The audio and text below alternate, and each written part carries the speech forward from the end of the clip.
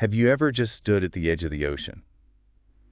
You know, feeling that sand between your toes and the salty spray on your face? Yeah. It's just this incredible feeling like you're right on the edge of something truly immense and powerful. Right. And it really makes you think about Allah's creation and the wonders that exist beyond what we can even see. It really does make you feel small, doesn't it? Yeah. But in a good way, like a Yeah. reminder of how much bigger everything is than just us. And the ocean, it's a Yeah. perfect example of that. It is. And I mean, we talk about the ocean like it's one thing, Right.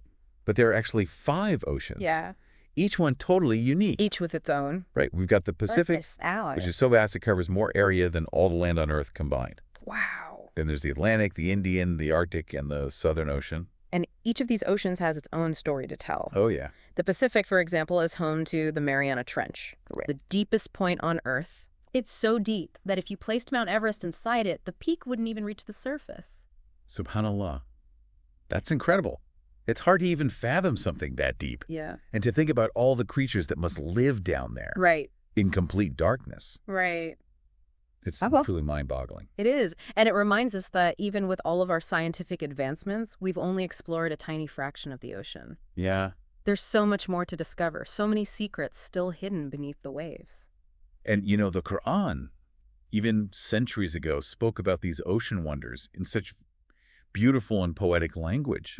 Like in Surah An-Nahl, verse 14, where it talks about Allah subjecting the sea to us, allowing us to eat its fresh, tender meat and bring forth ornaments to wear. Yeah. It's acknowledging the ocean as this source of sustenance and beauty. Right. And it hints at its vastness and depth. Exactly. And it's not just about describing the ocean. It's Yeah. about prompting us to reflect, to recognize that these are not just random occurrences. They're signs of Allah's power, wisdom, and mercy.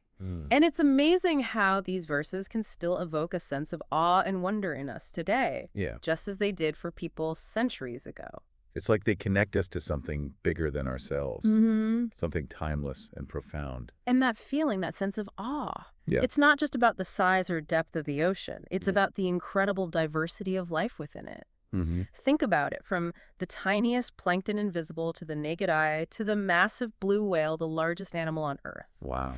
The ocean is teeming with life, Right. all interconnected and playing a role in this delicate balance. It's like this giant puzzle with each piece perfectly fitting into place. Right. And when you think about it, the Quran also highlights this diversity of life. In Surah Al-Furqan, verse 12, it distinguishes between different types of seas, some palatable and sweet, others salty and bitter. Right. It's pointing out that even within the vastness of the ocean, there are distinct ecosystems, each supporting unique forms of life. And that diversity isn't just for show. Yeah. It's essential to the health of the entire planet. Right. For example, phytoplankton. Those tiny plant-like organisms, they produce about half the oxygen we breathe. Oh, wow. It's like this invisible forest in the ocean working tirelessly to sustain life on Earth. Wow. I never thought about it like that. We always talk about the Amazon rainforest being the lungs of the earth. Yeah. But the ocean is just as important, if not more so. Absolutely. And to think that all starts with those microscopic plankton, it's really remarkable. It is. And then you have the zooplankton, the tiny animals that feed on the phytoplankton, forming the next link in the food chain. Yeah. And this chain goes all the way up to the larger organisms, Yeah. fish, marine mammals, seabirds, Yeah. even reptiles that have adapted to life in the ocean. Right. Each creature perfectly adapted to its environment. And the beauty of it all. Yeah. The colors, the shapes, the behaviors. It's like Allah took extra care to create each creature with such artistry. Like the dolphins, for example. They're known for their intelligence and social complexity. And the whales, some of them undertaking epic migrations across entire oceans. Wow. Imagine the strength and resilience it takes to travel such vast distances. It's Yeah. truly humbling to think about. It really is. Yeah. And it's not just the creatures themselves. Right. It's the intricate relationships between them, the way they depend on each other for survival, the delicate balance that exists within each ecosystem. Right.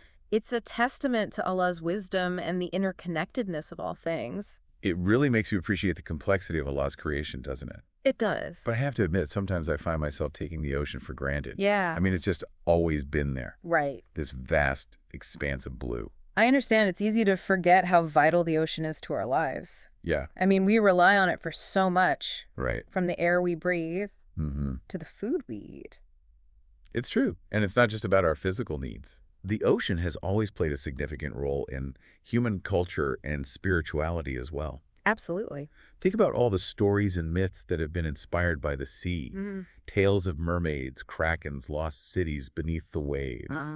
It's like the ocean holds a certain mystique, a power over our imagination. Absolutely. Coastal communities especially Yeah. have a deep and ancient connection to the sea. Right. Their livelihoods, their traditions, their very identities are shaped by the ocean.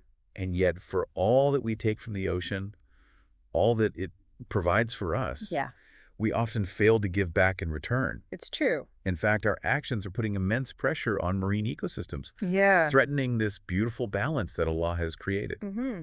It's a sad reality. It is. You know, we're polluting the ocean with plastic waste, oil spills, and chemicals. Right. We're overfishing, Yeah. depleting fish stocks at alarming rates. Yeah. And climate change is causing the ocean to warm and become more acidic, Yeah. harming coral reefs and other marine life. It's like we're slowly unraveling the tapestry of life that Allah has so carefully woven together. Mm-hmm.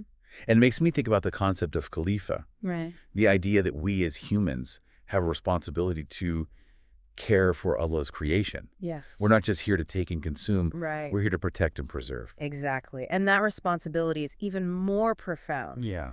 when we consider the concept of amana, Mm-hmm. the trust that Allah has placed in us to care for His creation. Right. The ocean is a gift, a blessing from Allah, Right. and we have a duty to treat it with respect and gratitude.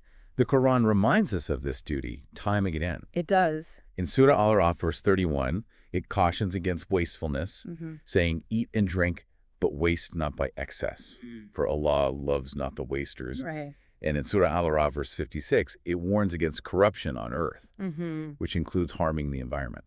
These verses highlight the importance of living in harmony with nature, Right. of recognizing that our actions have consequences, not just for ourselves, but for the entire planet. So what can we do?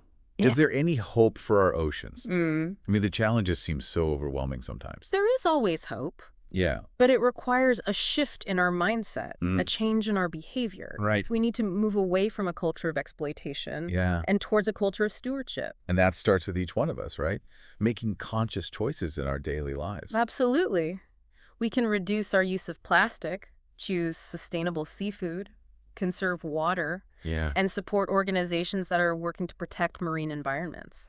And we can speak up about these issues. Yes? Raise awareness among our families and communities. Exactly, because even small actions, Yeah. when multiplied by millions of people, Right. Yeah. can have a powerful impact. It's Okay. like the ripples created by a single drop of water Mm-hmm. spreading outwards and influencing the entire ocean.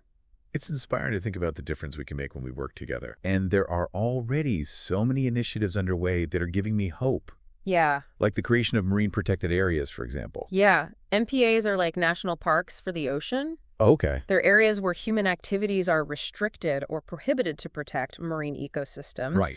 They've been incredibly effective in conserving biodiversity, Mm-hmm. supporting sustainable fisheries, Yeah. and helping ecosystems recover from damage. It's like giving the ocean a chance to breathe and heal. Right. And I think that's a beautiful metaphor for what we need to do as well. Mm-hmm. To pause, to reflect, and to find ways to live in greater harmony with Allah's creation. Mm. You know, feels like we've been talking about some pretty heavy stuff. Yeah. But honestly, learning about these initiatives gives me a sense of hope. Right. It shows that people are starting to understand the importance of protecting our oceans. I agree. It's inspiring to see individuals, communities, and even governments Yeah. coming together to address these challenges. Right. It's a reminder that we're not powerless in the face of these issues. We can make a difference. And it's not just about protecting the ocean for its own sake. Right. It's about preserving a source of wonder and inspiration for generations to come. Yeah. Imagine if future generations couldn't experience the magic of seeing a coral reef teeming with life, Right. or the awe of watching a whale breach the surface. That's a powerful thought. Uh-huh. It's our responsibility to ensure that future generations can inherit a healthy ocean full of the same beauty and diversity that we've been so fortunate to experience. It all comes back to that idea of stewardship, doesn't it? It does. Recognizing that we're not just here to consume and exploit, but to care for and protect the gifts that Allah has given us. Exactly. And that care requires action. Yeah. It requires us to be mindful of our consumption habits, to reduce our waste, to support sustainable businesses, and to advocate for policies that protect our oceans. It can feel overwhelming, but Yeah. even small changes in our daily lives can add up to a big difference. We can choose reusable bags over plastic ones. Yeah. Opt for sustainable seafood options, conserve water at home, and support organizations that are working tirelessly to protect marine environments. Every action we take, no matter how small, is a step in the right direction. Yeah. And when we act with the intention of fulfilling our responsibility as stewards of Allah's creation, our efforts become even more meaningful. It's like we're weaving a new tapestry, thread by thread, action by action. Right. Creating a future where humanity and the ocean can thrive together in harmony. Yeah. A future that reflects the balance and beauty inherent in Allah's design. And as we conclude this deep dive, let's carry with us that sense of responsibility and that vision of hope. Let's be inspired by the Qur'an's teachings to be guardians of the earth, to protect its delicate balance, and to appreciate the incredible gift that is the ocean. Thank you for joining us on this journey into the heart of Allah's creation. We hope it's left you with a deeper appreciation for the wonders of the ocean and a renewed commitment to its protection. And as you go about your day, as you look out at the sky, breathe in the fresh air, or even just take a sip of water, remember the interconnectedness of all things and the vital role that the ocean plays in sustaining life on this planet. Let it inspire you to act, to make choices that reflect your role as a steward of Allah's creation. Because the future of our oceans, and indeed the future of our planet, depends on the actions we take today.